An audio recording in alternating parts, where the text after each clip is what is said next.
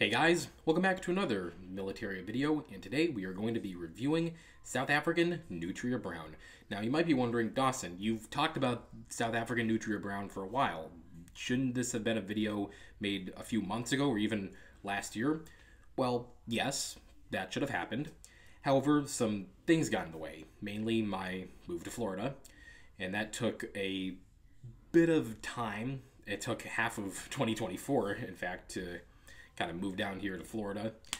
And during the summer, June was very busy since I practically I packed up everything and moved from New York to Florida, and the move was good and all that stuff. But however, I had some other personal stuff to deal with, as well as settle in and move furniture around, so I got busy. Originally, I meant to make this video in, I believe, sometime after Christmas, or like an early Christmas video. However, I got busy there. Then I pushed it to New Year's as like a New Year's Eve video. That got pushed around. Then I pushed it to February. Then I pushed it to April, and I pushed it back so much. I'm like, okay, I can't be pushing it back so much if I'm just going to be busy in this month that I pushed it back to. So I delayed it indefinitely. And as I said before, the move did contribute to why I didn't make this video for such a long ass time. And because of that, as I said before, things just got busy in my life, and it was chaotic. Well, not chaotic, but just busy, as I said before. And now, today's the day I finally review South African Nutria Brown. And I am so excited to do this. I've had this camouflage pattern in my collection for, I would say, about a year now. Well, not a year, but almost a year, since I purchased it in December of last year. And now it is time to review it. So I'm sorry for that rant or ramble or whatever you want to call it. So with that out of the way, let's talk about the history of South African Nutria Brown.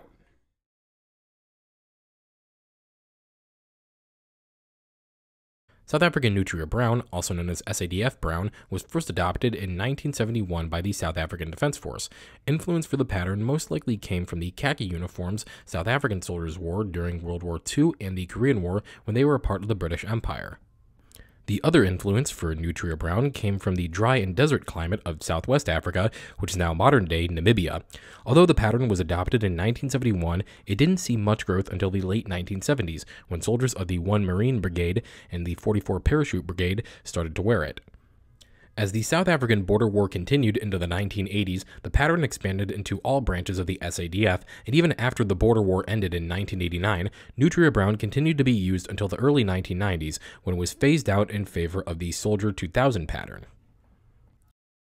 Unlike other camouflage patterns from the Cold War, such as British DPM, Portuguese Lizard, Rhodesian Brushstroke, and U.S. Woodland, the pattern has not been used in any other conflict since the South African border war, but it has been made popular again thanks to reenactors and militaria collectors.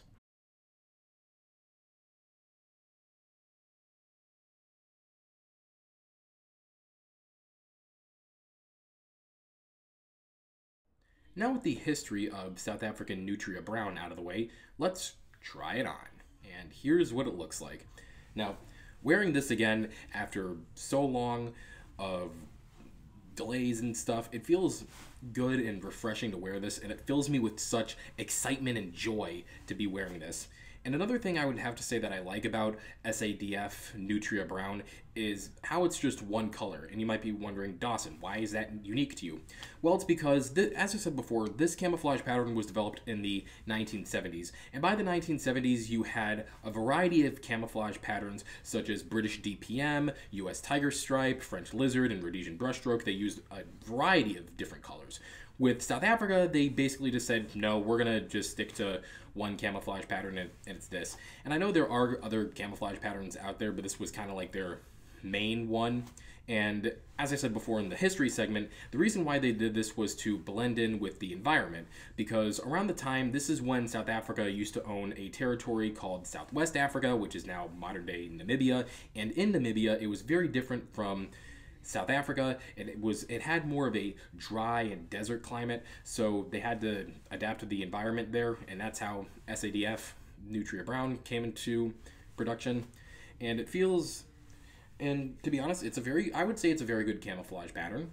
I would say it's very, as I said before, unique.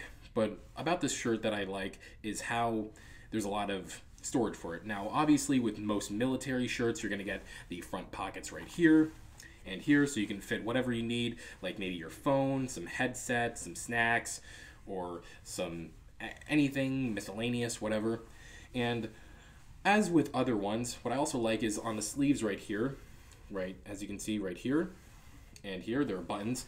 And I've always liked that with military shirts and how you can easily either have a full sleeve or you can roll your sleeves up. So let's roll the sleeves up. This might take a long time since I haven't worn this shirt in a while. All right, was able to get this one done. Now let's try this other one. Bit of some trouble, but all right, never mind, and we got it. So now with the sleeves loose, let's roll them up.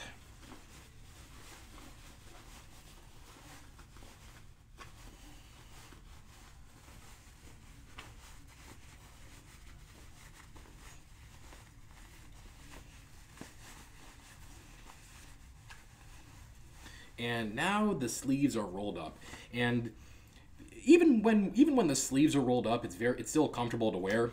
And and if you are gonna wear this camouflage pattern at whatever time, depending on if it's cold or hot, particularly if it's very hot where you're living, if it depends on you. So with me, I had to roll my sleeves up when it got hot outside.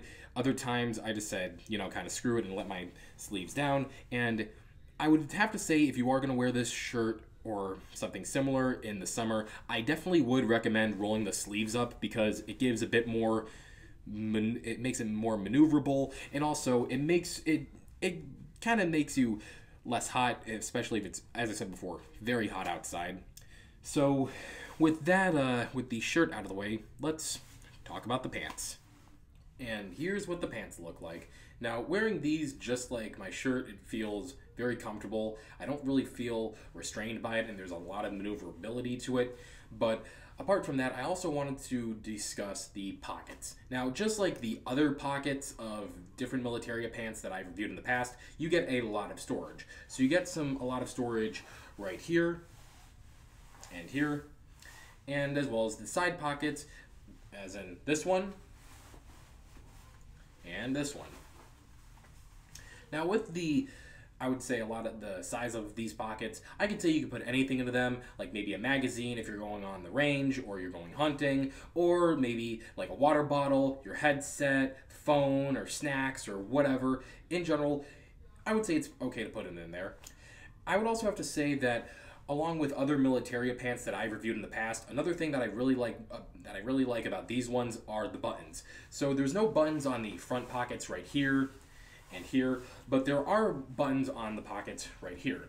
I'm not sure if you can see them since they do blend in with the color of the pants, but you have a set of buttons right here and here, as well as here, right here, and here. So yeah, say if you're putting in like your phone or some headphone or your headset or a snack or a water bottle in there, and you want to make sure it's secure. Say if you're going on a hiking or hunting trip and you're going through the woods and you want to make sure that you don't lose your stuff, then I would recommend these pants. So with the pants segment out of the way, let's go into my final thoughts about what I think of South African Nutria Brown. In conclusion with my review, would I recommend SADF Nutria Brown? Yes, but it should only be worn in 2 climates. The first being desert. Now, say if you're living in a desert state like, say, Arizona or New Mexico, this would definitely be a good pick for you. And I would also say this could work for my other fans who live outside of the United States. Say if you're living in a country that has a lot of deserts, this would definitely be the right pick for you. Additionally, the second environment I would have to say this goes well in would have to be a fall environment, and this kind of aligns to it, but also a winter environment. Now, when I mean winter, I don't mean a state up north like, say, Maine or New Hampshire that gets a lot of snow during the winter. When I mean winter, I mean something in the southern United States, like, say, Texas, Arkansas, Oklahoma, or Mississippi that does experience cold weather, however, doesn't get any, if not barely any snowfall, I would definitely recommend this camouflage pattern in that environment. However, I feel like it could be worn in maybe all different types of environment depending on what you do with it. But in my opinion, this is just my opinion, I would mainly recommend it in the fall and in a fall or desert climate. Now, with that out of the way, I would just like to say, if you like this video, make sure you click the like button down below, and make sure you subscribe for more content like this. And don't forget to follow me on all my social media accounts. I've listed them down in the description. And if you feel free, make a donation to me via PayPal or Cash App. And I will see you next time when I review another pattern, something maybe a bit more French. But with that said, I hope to see you guys in the next video. Bye!